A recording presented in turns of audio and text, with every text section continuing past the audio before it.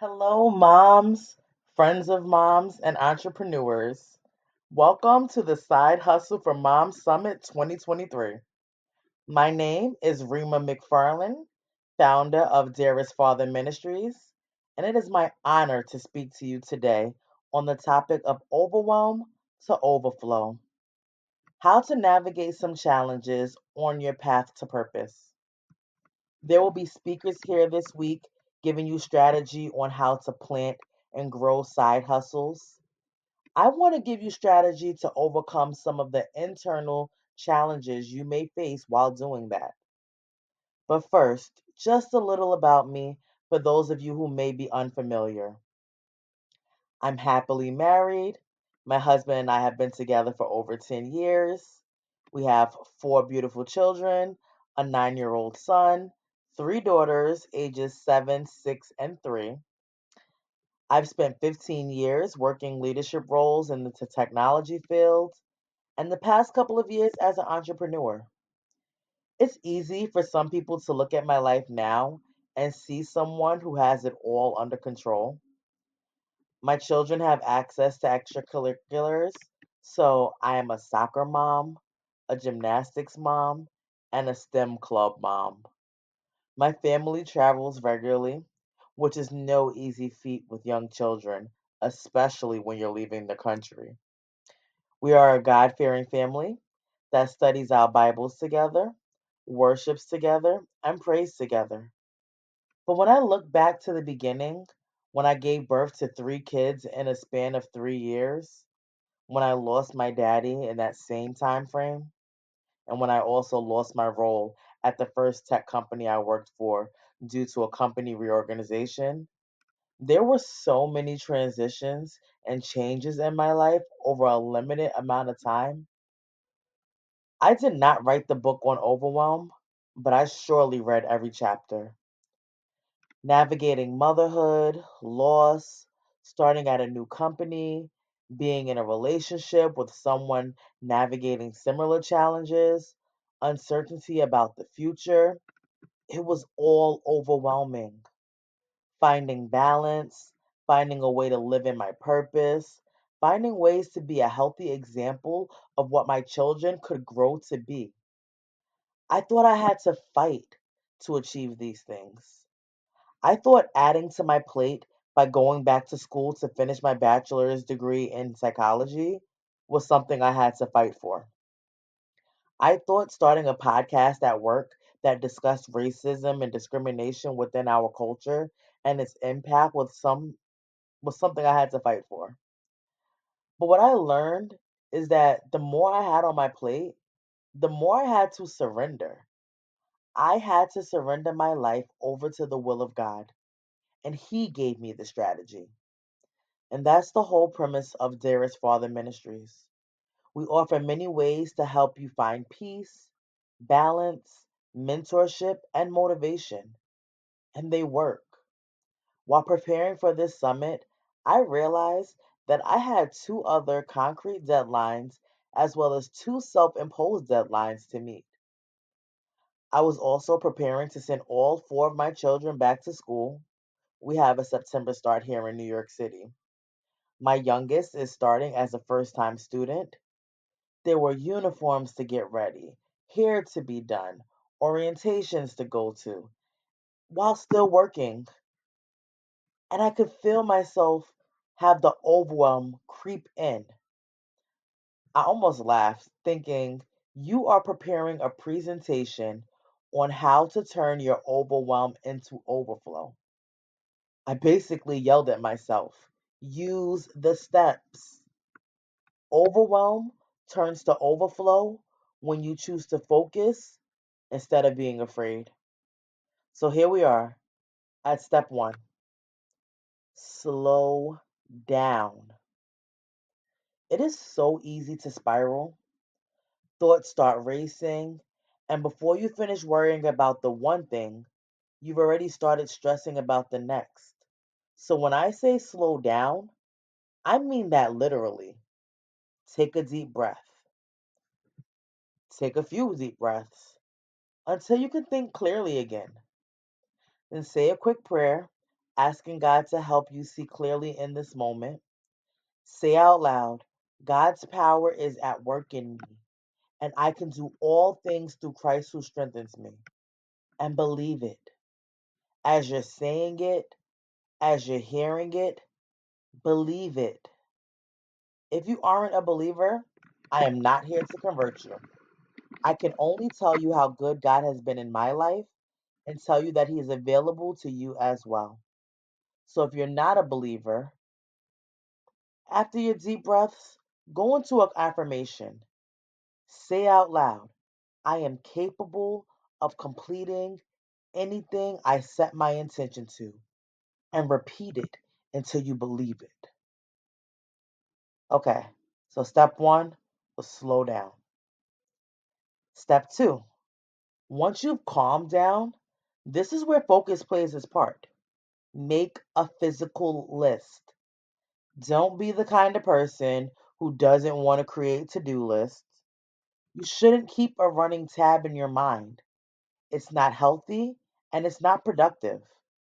Prioritize what needs immediate attention based on actual deadlines and impact on your quality of life.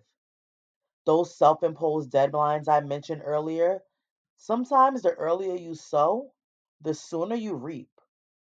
Take them seriously and calculate what you're willing to sacrifice in order to accomplish the goals on your list. Step two, make the physical list. Okay. Step three, communicate.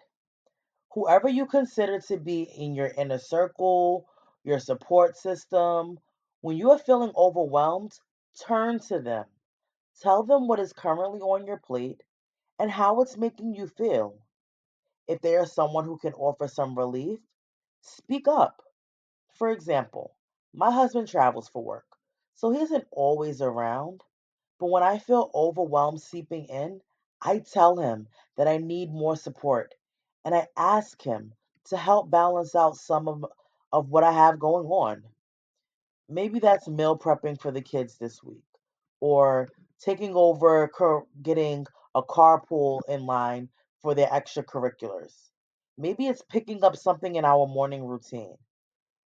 Whatever it is, you have to find ways to let the people in your circle be support and help you. Let your people encourage you. We were not made to navigate life on our own. We were built for community and companionship. Whether romantic or platonic, you have to speak up because a closed mouth will not get fed. Step three, communicate, right? Okay. Step four, execute. Do the work, one piece at a time. You know what needs to be done. You spoke up for the space you need to do it. Now you can't let anything get in your way. Will there be distractions? Absolutely. Will you ignore them? Also, absolutely. You will have to fight the urge to step away and tend to family needs, or to just stop when it gets too hard or you get too tired. But honestly, accomplishing the goal is not the only thing that happens when you work your list. You are also developing your character, gaining experience, unveiling new talents and opportunities in your life. This is a journey best lived moving forward. As you go along, you discover more reasons to keep going along. This is the overflow. Your purpose is down the road of doing the work. Once you're doing the work, you've gotten past the overwhelm. When the results come in, you'll be living in the overflow. But let's not be naive. You can also get discouraged or overwhelmed as you're working. In these moments, you have to feed your faith and starve your doubts. Ask yourself, what can I do in this moment, in this space, to get me just a little bit closer to my goals? Do that thing. Start to visualize yourself standing in the accomplishment. Remind yourself of your prayers and affirmations. Control your thoughts. There is a scripture that says, "No weapon formed against me shall prosper, and every tongue that rises against you in judgment you shall condemn." Well, guess what? Sometimes that tongue against you is your own, so you must condemn it. Diminish doubt and lean into the capability within you. Only confirm with your mouth things you want to see come to fruition in your life. When I say feed your faith and starve your doubt, I mean focus on your ability, focus on your strength, focus on your end game. Who is going to benefit from seeing you win? Who is going to benefit from seeing you accomplish these things? That is your focus. That is your faith. And when I say starve your doubt, what I mean is ignore anything that discourages you. Rebuke it, cancel it out, anything that tries to distract you. The work you are called to do won't always need doing, but you have to get it done. Then those seeds you reap, then from those seeds you will reap, and the cycle will continue. But once you see that it works, once you know you are capable of pulling together a project, organizing your life, creating a product, or hosting an event, there will be a foundation of faith you get to stand on for every hard thing that you're called to do in the future. I don't have much time left, but if you found any of this helpful, I have a few digital products that will definitely continue to benefit you. Mothers Can is a proven guide to overcoming various challenges of motherhood, which will help you reset expectations that can cause the stress of being a mom. And I have a mini series called Leadership Cohesion, getting on the same page to eliminate the chapter of stress from the books. And it teaches you all about the proven strategies to developing and running an effective leadership team and being an effective leader. You can join my community. I teach once a week. And I really want you guys to know, if you have benefit at all from these four steps: slow down, make a list, communicate, and execute. I will be joining the live Q&A.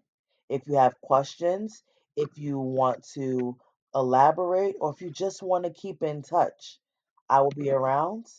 Again, my name is Rima McFarlane of Dearest Father Ministries, and I can't wait to hear from you. Keep hustling, moms, and enjoy the rest of the summit.